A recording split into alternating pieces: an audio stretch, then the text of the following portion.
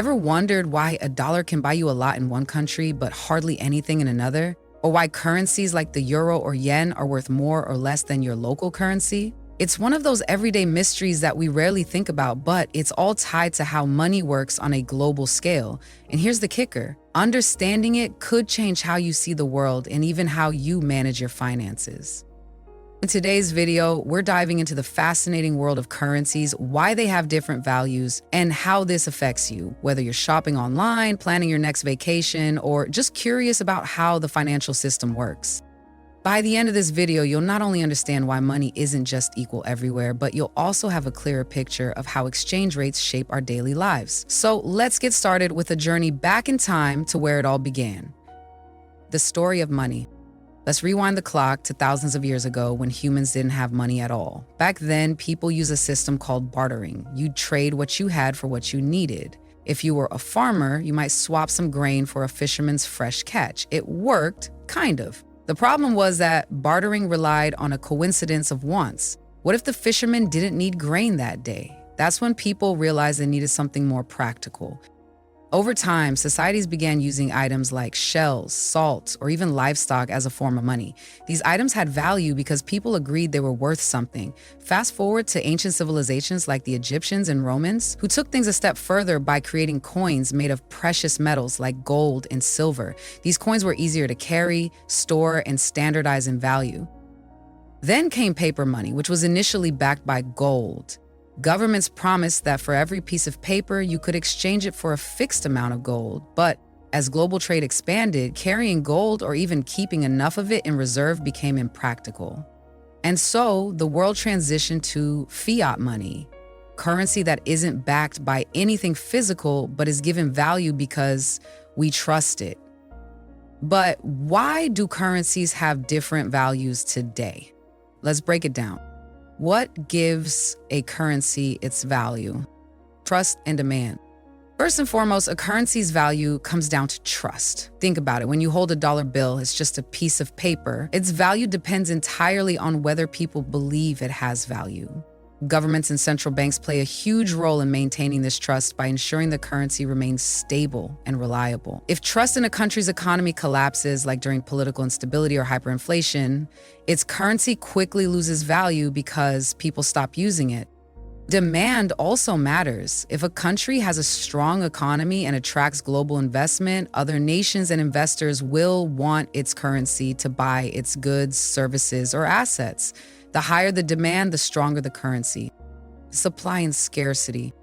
Another factor is the basic economic principle of supply and demand. If a country prints too much money, it creates inflation, which reduces the currency's purchasing power. Imagine having a pile of money, but everything around you costs 10 times more. It's not a great feeling, right? On the flip side, if money is scarce, it can gain value, as was seen in historical instances of deflation, where goods became cheaper, but people had less money to spend. Backed by gold? Not anymore.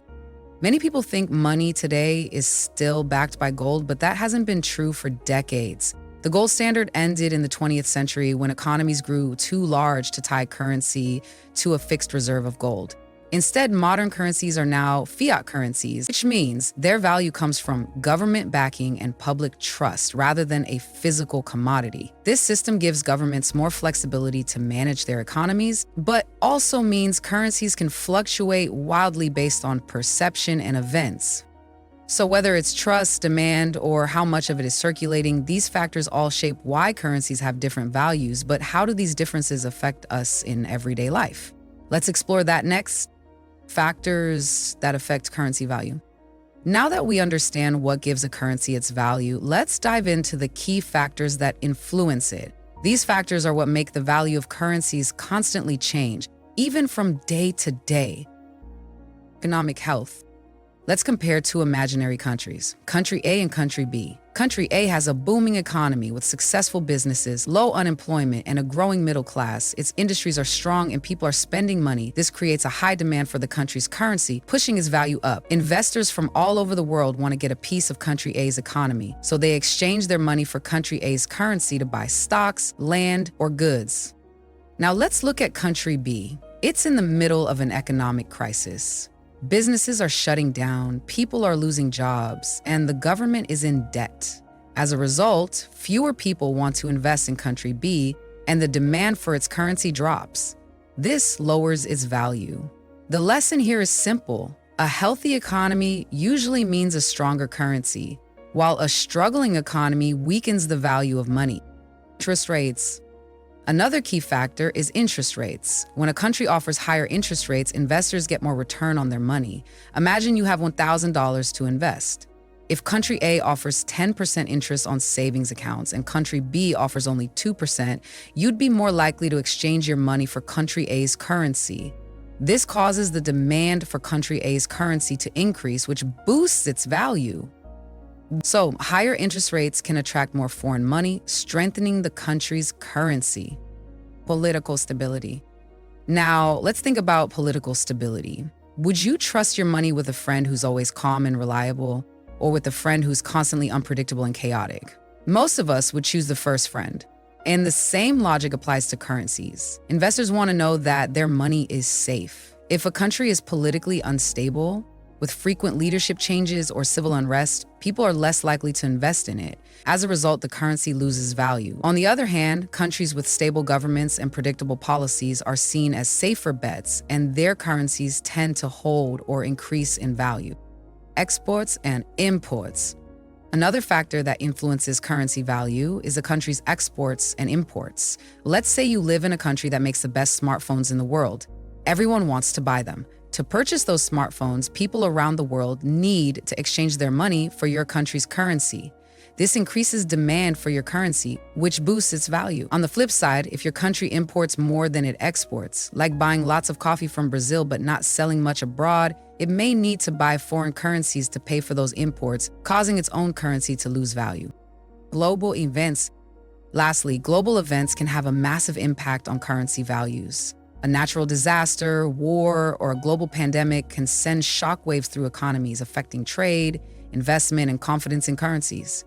On the flip side, major technological breakthroughs or trade agreements can boost a currency's value. For example, during the COVID-19 pandemic, many currencies experienced sharp fluctuations as economies adjusted to lockdowns and new regulations. Global events are unpredictable, and their effects on currencies can be significant. Exchange rates made simple. Now, let's break down how exchange rates actually work. The exchange rate tells you how much one currency is worth in terms of another currency. For example, if $1 equals 100 Japanese yen, that means when you exchange $1, you'll receive 100 yen. Let's say you're traveling to Japan with $5. If 1 USD equals 100 yen, you will get 5 USD multiply 100 yen equals 500 yen. So your $5 will give you 500 yen. Simple, right? But what if exchange rates fluctuate? That's where things get interesting. Floating versus fixed exchange rates. There are two main types of exchange rate systems, floating and fixed. Let's break it down using an analogy. Imagine a seesaw. If the seesaw tilts to one side, that's like a floating exchange rate, where the value of the currency goes up and down depending on how the market views that country's economy. If investors like what's going on in that country, the currency value will rise. If they lose confidence, the currency value falls. On the other hand, a fixed exchange rate is like having someone stand on the seesaw to keep it balanced. In this case, a country's government or central bank decides to keep its currency at a set value compared to another currency, like the US dollar.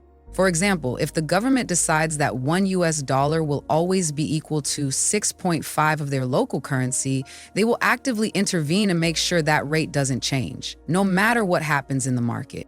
So, whether a currency is floating or fixed, it all comes down to how much confidence people have in that country's economy, government, and future prospects. Why currencies fluctuate? So, why do currencies fluctuate so much? Picture this. You're on a boat, sailing smoothly across the ocean, when suddenly a big wave hits. The boat rises and falls with the waves, shifting direction based on how strong or unpredictable they are. Currencies work the same way. They rise and fall depending on global events, like a boat reacting to the waves of the world. These events can be anything from elections and natural disasters to the success or failure of major companies.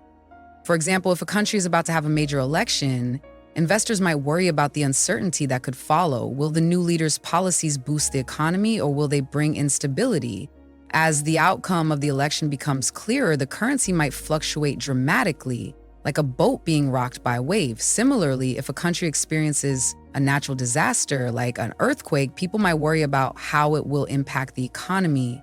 If businesses close or the country can't trade as easily, the value of that country's currency might drop, just like a boat dipping in the water. On the other hand, good news, like a major company in a country achieving global success, can have the opposite effect, pushing the currency's value higher. It's these waves of events, good and bad, that create constant fluctuations in currency values, and they can happen rapidly. In a way, currencies are like the tides of the global economy, constantly shifting and reacting to what's happening around the world. Why this matters to you?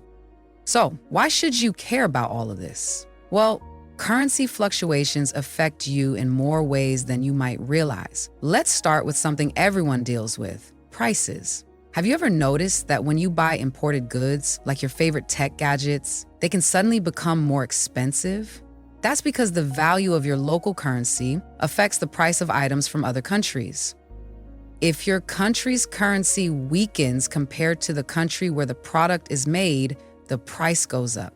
For example, if you live in the US and the value of the dollar drops against the Japanese yen, you'll likely pay more for products made in Japan, like electronics or cars. And what about traveling abroad? Picture this: you're planning a vacation to Europe. If the US dollar is strong, you'll get more euros for your money, making your vacation feel more affordable. But if the dollar weakens, you'll get fewer euros, and suddenly that dream trip to Paris could become a lot more expensive. The same goes for any international travel. How far your money goes depends on the strength of your currency relative to the local one. But it's not just about vacations. Online shopping can also get tricky.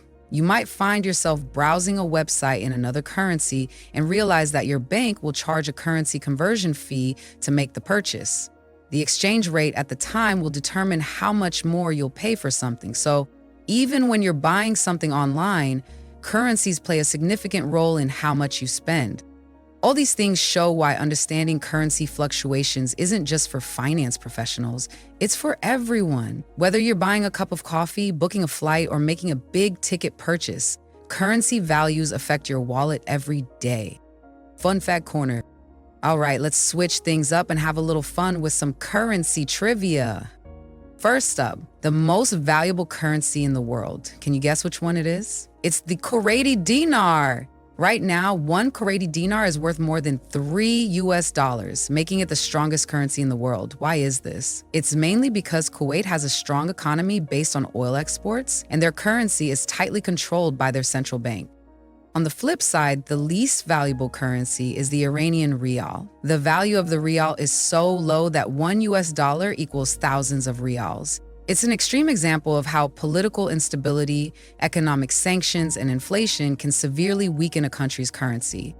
And lastly, let's talk about some interesting currency designs. Did you know that some countries have currencies with hidden security features or unique designs that reflect their culture and history? For example, Australia's Palmer Bank notes are known for being super durable, and they even include images of native animals and landmarks. Or in Mexico, the 100 peso note features an amazing design showcasing the country's rich heritage, with colorful imagery and a holographic effect.